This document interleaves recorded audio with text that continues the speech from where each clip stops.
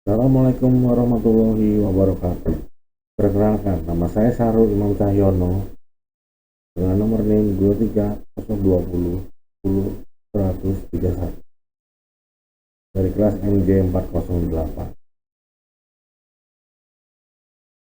Di kasus PHK massal di era startup, identifikasi penyebab PHK massal misalnya overhiring, perubahan strategi bisnis, kesulitan pendanaan.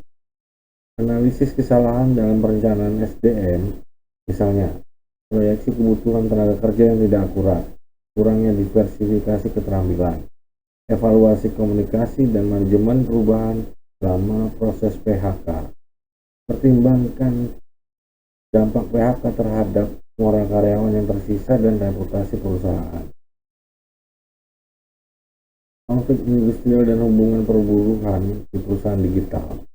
Identifikasi potensi sumber konflik, misalnya perbedaan status karyawan tetap dan mitra, algoritma yang mempengaruhi pendapatan, kondisi kerja, analisis peran serikat pekerja atau organisasi perwakilan karyawan, evaluasi kebijakan perusahaan terkait upah, jam kerja, dan perlindungan sosial.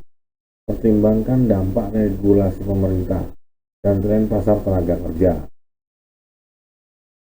Peran motivasi dan lingkungan kerja dalam menurunkan burnout pada sistem kerja hybrid. Identifikasi faktor-faktor yang menyebabkan burnout, misalnya isolasi sosial, beban kerja berlebihan, kurangnya keseimbangan kerja dan hidup. Analisis teori motivasi, misalnya teori hierarki kebutuhan Maslow, teori dua faktor Herzberg, dan penerapannya dalam sistem kerja hybrid.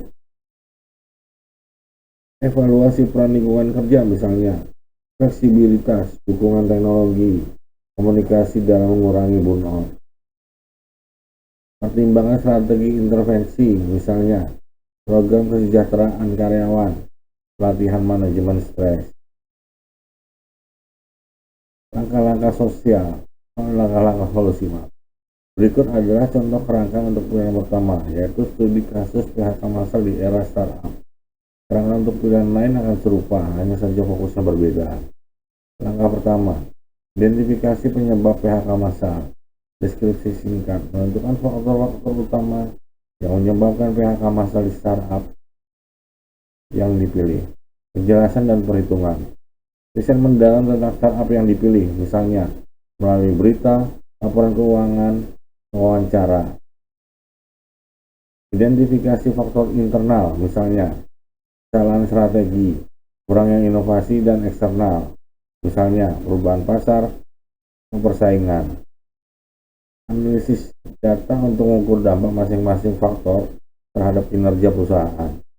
Contoh, Startup X mengalami PHK massal karena kombinasi penurunan pendanaan ventura sebesar 50% dan kesalahan strategi ekspansi ke pasar baru yang tidak menguntungkan. Langkah 2. Analisis kesalahan dalam perencanaan SDM. Deskripsi singkat, mengevaluasi kesalahan dalam perencanaan dan pengelolaan SDM yang berkontribusi pada PHK. Penjelasan dan perhitungan. Evaluasi proses rekrutmen dan seleksi. Misalnya, apakah startup melakukan overhiring selama masa pertumbuhan? Analisis program pelatihan dan pengembangan. Misalnya, apakah karyawan memiliki keterampilan yang relevan dengan kebutuhan bisnis? Evaluasi sistem manajemen kinerja. Misalnya, apakah kinerja karyawan diukur secara efektif? Contoh, startup X melakukan overhiring berdasarkan proyeksi pertumbuhan yang terlalu optimis, tanpa mempertimbangkan risiko perubahan pasar.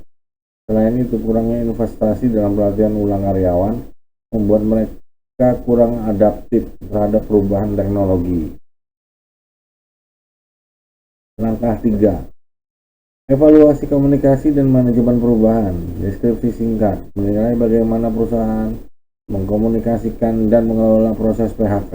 Penjelasan dan perhitungan. Analisis pesan komunikasi perusahaan kepada karyawan, misalnya, apakah pesan tersebut transparan, jujur, dan empatik. Evaluasi dukungan yang diberikan kepada karyawan yang terkena PHK. Misalnya, paket pesangon, bantuan pencarian kerja. Pertimbangan dampak PHK terhadap moral karyawan yang tersisa dan reputasi perusahaan. Contoh, komunikasi PHK di startup X dinilai kurang transparan dan terkesan mendadak, yang menyebabkan kekecewaan dan hilangnya kepercayaan dari karyawan. Paket pesangon yang diberikan juga dinilai tidak memadai. Langkah 4. Dampak dan rekomendasi. Deskripsi singkat menganalisis dampak PHK dan memberikan rekomendasi untuk perbaikan di masa depan. Penjelasan dan perhitungan. Analisis dampak PHK terhadap kinerja perusahaan, moral karyawan, dan reputasi perusahaan. Berikan rekomendasi untuk perbaikan dalam perencanaan SDM, manajemen perubahan, dan komunikasi. Pertimbangkan implikasi etis dan hukum dari PHK. Contoh, PHK di startup X berdampak negatif terhadap inovasi dan produktivitas. Rekomendasi, startup perlu melakukan perencanaan SDM yang lebih realistis, berinvestasi dalam pelatihan ulang karyawan, dan mengkomunikasikan perubahan secara transparan dan empatik. Terima kasih.